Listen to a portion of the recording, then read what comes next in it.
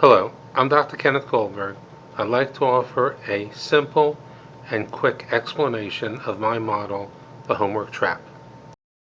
The homework trap child starts school like any other child, happy and eager to learn. The teacher gives the assignments, and you as a parent feel a responsibility to support the child in getting the work done.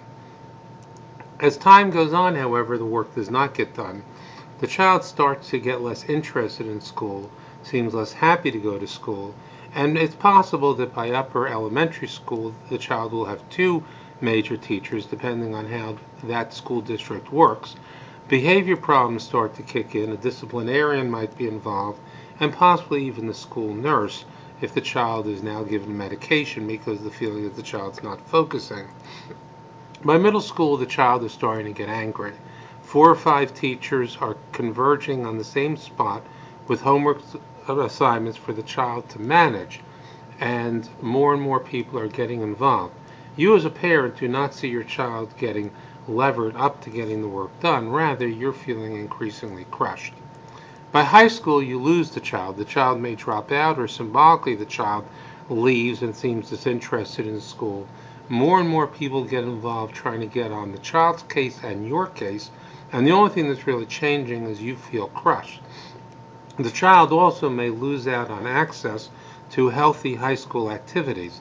If your child was an athlete, you may find that by the time that child gets to high school, athletic eligibility requirements kick in, and your child gets separated from the peer groups that you were used to him having and that are no longer accessible because of the rules of the school. This may drive the child to other types of groups. The fundamental problem with homework trapped children is what I call the myth of motivation. The default assumption is the child isn't doing the work because he doesn't want to do the work. In my mind, the issue is really one of skill, not a lack of interest. True, the child may have some lack of interest. Kids can be lazy. Kids are not always enthusiastic about doing homework. But the primary reason that sets your child apart from other children is that there's some under-the-radar learning problem. The under-the-radar learning problem generally takes the form of problems in working memory or processing speed.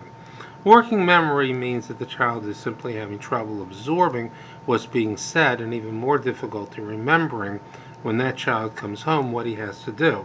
It tends to manifest in problems with paying attention. Processing speed has to do with the mechanics of getting things done, like how quickly a child writes or how quickly a child reads. The reality is that the child who has these problems is going to do better in school than that child will do at home.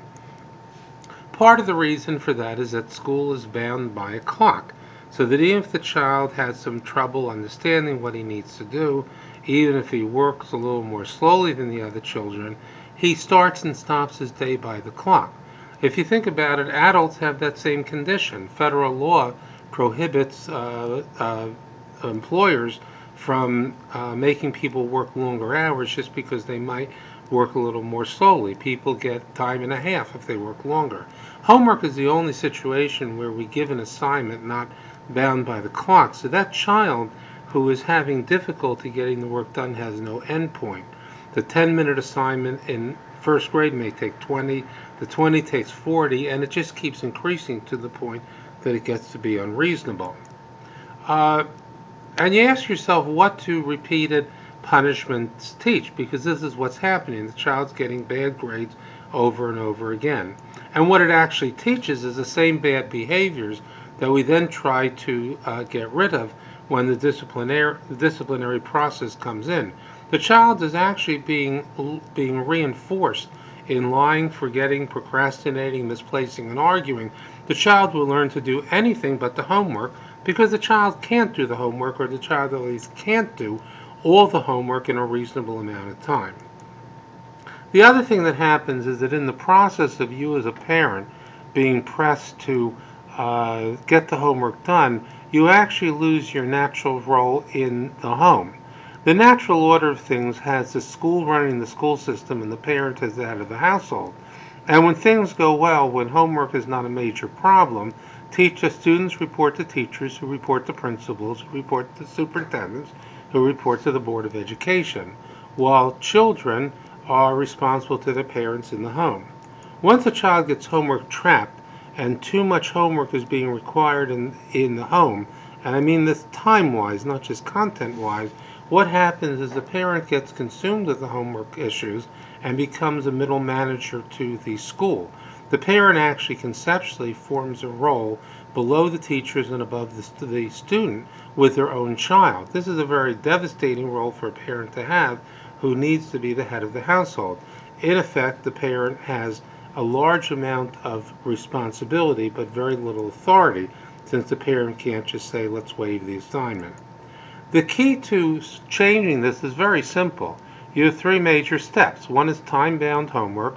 The next is penalty reduction, so the child doesn't get penalized for getting what he can do within a reasonable amount of time. And the third is a reasserting of the fact that the parents have the final say in the home. The time-bound part of the formula is very simple. A parent can simply decide that on his or her own and just say to the child, you work this amount of time, here's your study hall, I'm going to sit in the room with you, I'm going to read a book, I'm not going to hover over you, and once it's done, you're done.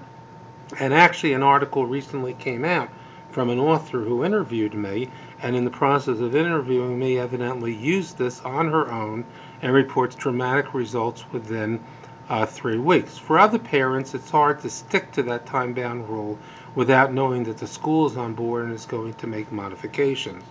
My book, The Homework Trap, How to Save the Sanity of Parents, Students, and Teachers, provides the conceptual framework for which this can be done. In fact, I know of one situation of an individual who had a child and wanted to put into effect the time-bound rule, but was also very afraid that it would not work if the school didn't reduce the penalties.